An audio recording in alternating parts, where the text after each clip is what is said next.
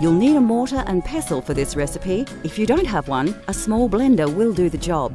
You'll also need a variety of spices and vegetables that you may only be able to get from your local Asian grocer or market. When you select your ingredients, fresh produce may not always be available, but many ingredients also come in 3 varieties: frozen, pickled or dried. And remember, if you're using dried chillies, you will need to soak them in water for a few minutes to soften them.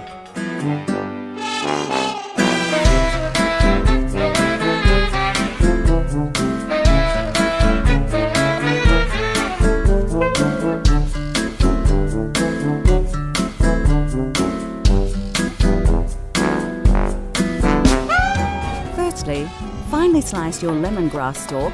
Take care to cut it as small as possible so it grinds well in the mortar and pestle. Do the same with the galangal, again slicing as finely. Depending on the size of your root, you may not need it all. Add about a teaspoon to your mortar. Chop the coriander into small pieces. We are using coriander that is frozen, so it's quite soft now that it's thawed. If you have access to fresh, you may need to chop in finer. Carefully slice the zest off the kaffir lime, then dice it finely. You don't need to use the whole lime peel, about 2/3 is fine.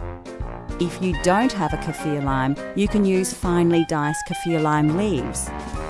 Add your chillies to the mortar and then use your pestle to grind and pound the ingredients into a coarse paste. This will take some time, and if you are sensitive to chillies, your eyes may water a little. Keep working the paste until you have a similar consistency to this, a slightly coarse but even paste with no chunks. Put your mortar aside and grab your shallot.